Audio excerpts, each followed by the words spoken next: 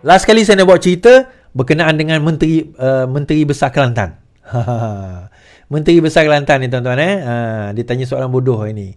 Dia kata apa? Alamak. Menteri Besar Kelantan kata apa? Dia kata, kenapa mudah koyak?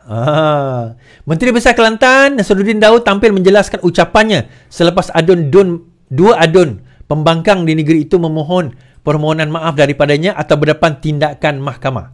Saya sebut perjuangan Islam. Saya tak sebut lawan Islam. Boleh semak ucapan itu jelas dan nyata. Islam dan perjuangan Islam itu lain.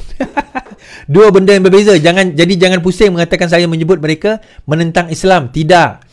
Lain dua benda yang berbeza. Perjuangan Islam yang saya sebut boleh dengar elok-elok sebab saya bercakap bahasa Melayu Kelantan yang boleh mudah difahami. Katanya.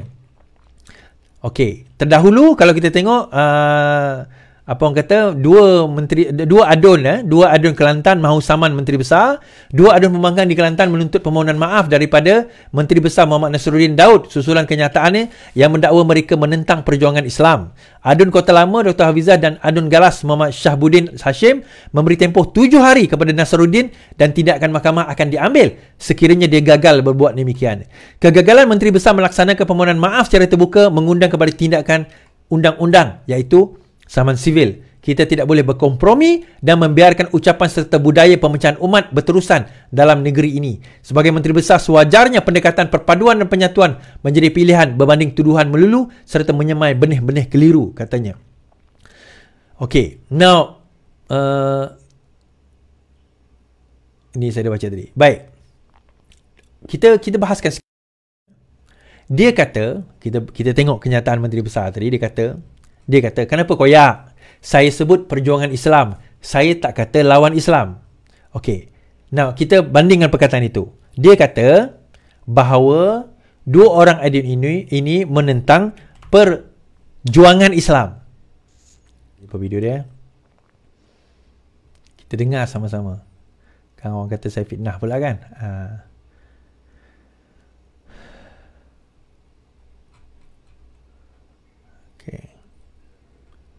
Jangan tuan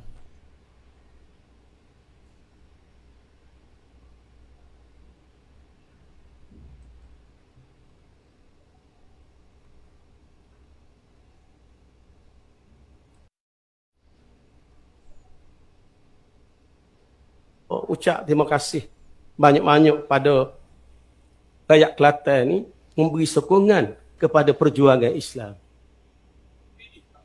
Alhamdulillah. Orang muda bersemangat. Orang tua tu, orang muda, sokong perjuangan Islam. Orang muda pun sokong. Alhamdulillah. Sehingga tinggal 2 kursi. 2. Tak apalah, kena ada juga. Takut orang nak tengok lagu mana.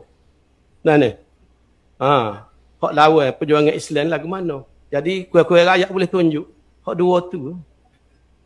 Hak takut orang nak tengok lagu mana. Nah ni.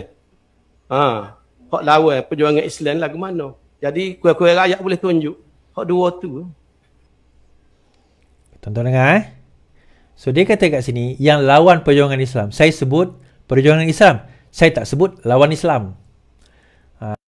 Inilah umpama kan. Umpama macam ni lah. Saya sebut bodoh. Saya tak kata bangang. Faham tak maksud dia?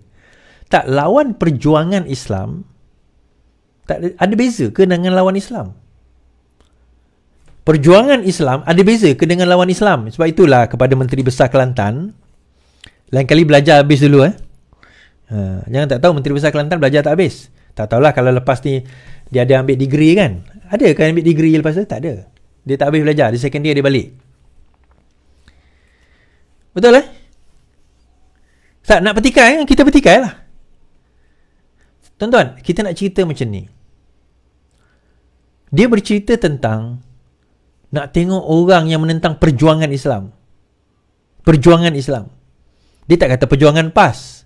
Kalau dia kata perjuangan PAS, betul lah dia kata bahawa apa orang kata bukan menentang Islam. Kita faham. Perjuangan PAS, betul lah dia kata saya sebut perjuangan PAS. Bukan saya kata perjuangan Islam atau menentang Islam. Itu betul lah. Tapi bila disebut perjuangan Islam, seolah-olah dia kata menentang Islam. Jadi adakah Nasruddin Daud ni, Menteri Besar Kelantan sekarang ini, nak mengatakan bahawa perjuangan PAS bukan perjuangan Islam, atau perjuangan Islam disebut oleh Nasruddin Ahmad itu bukanlah Islam? Adakah itu maknanya? Adakah itu maksud dia? Adakah itu perkara yang dibawa dalam isu ini? Ataupun dia hanya nak berdalih sebab dia sudah terlepas cakap? Dia kena minta maaf ni tuan-tuan. Dia ada 7 hari untuk minta maaf. Kalau saya fitnah dia, saya tak ada masalah. Kalau benda tu faktanya benar, benda dinyatakan sebaliknya, saya akan minta maaf.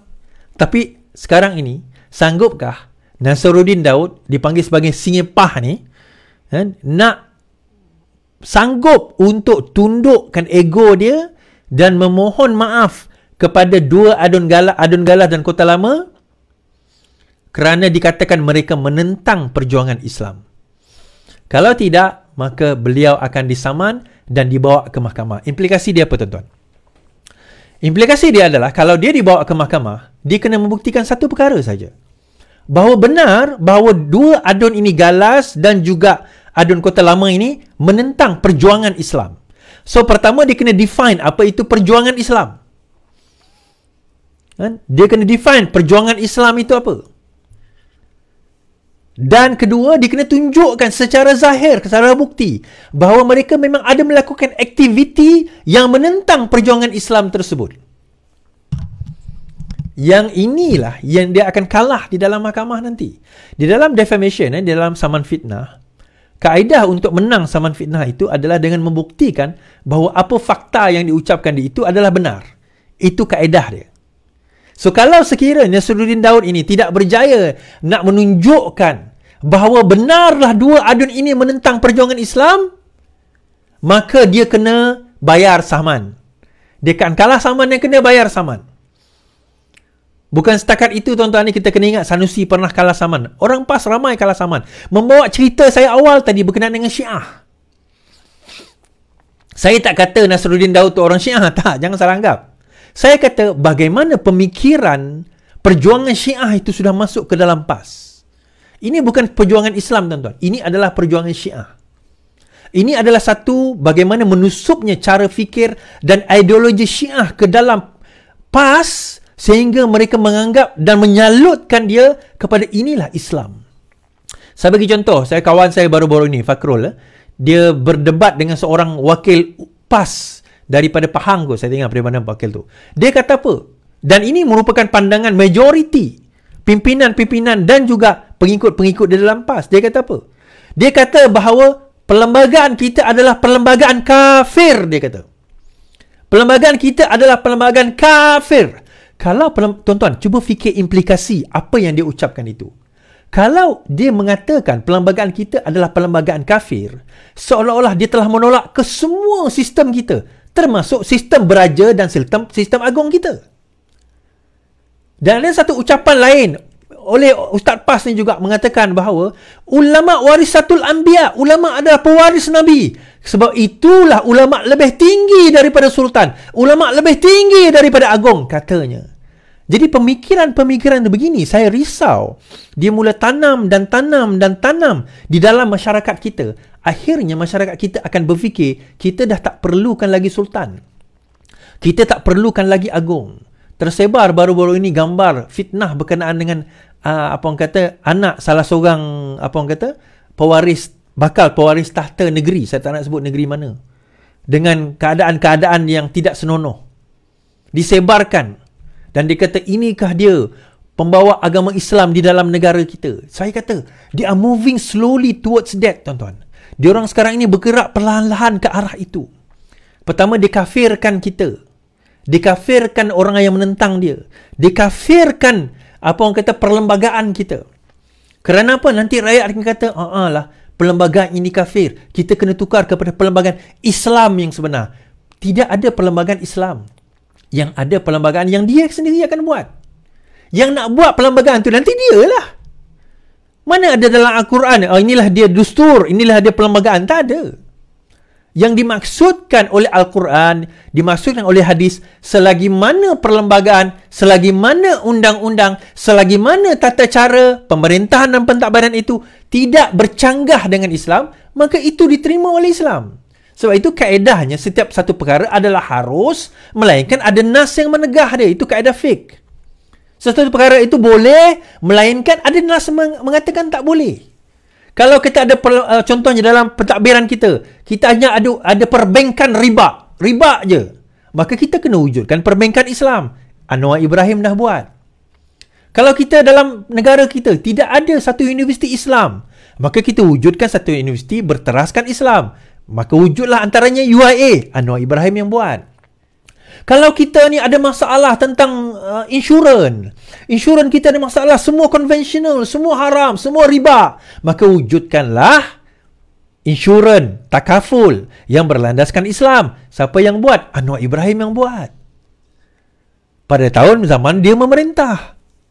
So semua ini kita tengok rupanya bagaimana Datuk Seri Anwar Ibrahim ni melihat, ya, negara ini tidak sempurna dari segi amalannya. Ada amalan-amalan kita yang dilihat bercanggah dengan Islam. Maka amalan itu yang kita akan ambil dan perbaiki. Tetapi kita tak tarik dan cabut ke semua negara kita ni. Kita ambil semua perlembagaan kita, seolah-olah perlembagaan kita semua kena buang out of the window.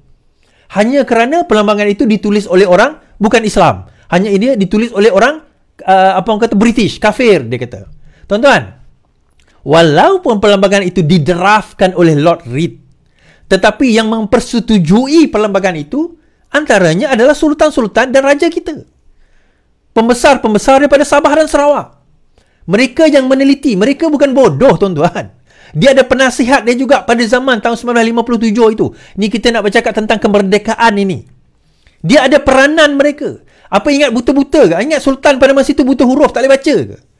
Tolong datang pada masa itu penasihat sultan datang, dan mereka yang meneliti, dan mana yang baik mereka ambil, mereka yang tak setuju mereka tolak, dan perbincangan serta perbahasan itu dilakukan di kalangan pemerintah-pemerintah pada waktu itu 1957, 1963. Ini signifikasinya kenapa kita nak membawa semangat kemerdekaan ini. Kita kena faham balik bahawa apa yang PAS nak bawa, dia kata kita nak tolak total. Perlembagaan ini perlembagaan kafir, dia kata. Pemerintahan ini pemerintahan kafir, dia kata. Maka kena tolak semua. Sebab kita nak kena bawa Islam secara kafah, dia kata. Itulah kesilap fahaman. Yang mereka faham, mungkin diorang faham salah ke, atau memang sengaja memang faham salah ke. Dan itu yang didoktrinkan sekarang ini kepada pengundi-pengundi mereka. Jangan kata benda ini palsu. Ini real conversation saya dengan, bukannya wala-on ni. Ini real conversation saya dengan pimpinan-pimpinan daripada dalam PAS. Level-level ustaz ni, tuan-tuan. Bercakap soal mengkafirkan. Bercakap soal perlembagaan ini kafir. Bercakap tentang mengkafirkan orang-orang yang tidak mengundi mereka. Ini real. Benda ini adalah real. Dan saya pernah bawa orang naik dalam live saya.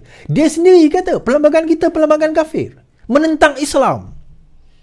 Kalau kita ni dikatakan menentang Islam, maka adakah kita ni dianggap sebagai kafir? Tuan-tuan, akhirnya, di sini pemikiran Syiah itu berjaya. Saya kata, saya tak tahu mereka Syiah atau tidak, tetapi mereka mula membawa pemikiran Syiah itu sendiri di dalam negara kita, bagi nak menukar sistem kita ni kepada sistem pemerintahan kaedah Iran, kaedah Syiah, kaedah imamah, di mana pemerintah itu mestilah seorang ulama. Dia bukan ulama, ulama tu terma kita, tapi imam, tuan-tuan. Itu mereka nak bawa. Sedangkan Islam yang sebenar melihat pentadbiran adalah kaedah tabir urus. Kaedah kita mengatur. Dan yang penting, akidah kita terjaga. Ibadah kita terjaga. Amalan kita terjaga. Kehidupan harian kita terjaga. Dan itu tugas pemerintah. Tak kisah pemerintah itu seorang ulama ke, dia ada background, agama ke, dia tak ada background agama ke, kemahiran yang perlu bagi dia adalah kemahiran mentadbir, kemahiran mengurus. Kalaupun ulama berjela-jela, satu lori, satu rumah, satu bangunan, 1000 orang ulama dalam parti dia, tapi kalau air pun dia tak boleh nak settle, kemudian infrastruktur dia tak boleh nak settle, kemudian pekerjaan dia tak boleh nak settle, negeri kebersihan dia tak boleh nak settle, still dia adalah satu pemerintahan yang gagal. Dia tak sampai ke level yang Allah sebut baldatun thayyibatun wa rabbun ghafur, negara yang baik dan Tuhan yang ghafur. Jauh sekali tuan-tuan. Tak nampak image Islam itu, tak nampak. Saya lebih nampak image Islam tu kat mana? Kat Selangor tuan-tuan. Toleransi agamanya, toleransi bangsanya. Yang Islam ada amalan tentang Islam, yang bukan Islam ada amalan tentang bukan Islamnya. Saya lebih nampak dekat negeri Selangor di sana tu. Saya tak nampak dekat negeri Kelantan. To be honest, Terengganu saya tak nampak. Kemakmuran ekonominya, menerima walaun-walaun masuk, walaupun mereka yang merosakkan negeri tersebut diterima masuk, tak ada masalah. So akhirnya tuan-tuan, berbalik kepada persoalan yang kita nak bawa. Bila dia mudah-mudah nak memfitnah, mengatakan menentang perjuangan Islam dan sebagainya, apa yang ditentang? Sebenarnya bukan perjuangan Islam yang ditentang. Yang ditentang hakikat sebenarnya adalah perjuangan PAS yang jumud, yang cuba untuk nak merosakkan diri dia sendiri. Kan? Merosakkan diri dia sendiri. Dan itulah yang sekarang ini berlaku dalam negara kita. PAS akan kalah dalam saman ini, jangan risau, Isuzu. Kan? PAS dah hampir kalah. Dia akan cakap, ya, PAS akan hampir kalah, jangan risau. Dia tak akan boleh buktikan benda tersebut. So the best thing dia boleh buat dalam tempoh berbaki 6 hari, 7 hari ni, 6 hari ni, minta maaf je lah. Dan itulah perangai PAS. Kalau dia rasa berani, dia lawan. Tu dia kalah saman. Lepas tu dia kata apa? Ada ingat lagi dalam TikTok dulu kan, ada seorang perempuan ni naik demoyan, dia kata, PAS kalah saman semua kerana teknikal. Saya nak naik je tanya, tapi saya tak sempat naik. Sebab orang tak nampak saya kat bawah. Kalau saya naik, saya nak berhujah dengan dia. Apa yang teknikalnya? Kalah saman kerana teknikal. Apa yang teknikalnya? Tuan-tuan, itulah dia. Orang yang cuba nak menegakkan kebatilan. Tuan-tuan nak tahu tak? Kebatilan itu akan jadi satu kebenaran apabila dia disalut dengan agama. Hanya dengan menyalut dengan agama, maka kebatilan itu akan nampak seperti kebenaran. Tuan-tuan ingat apa yang saya cakap ni? Baik, itu sahaja daripada malam ini, insya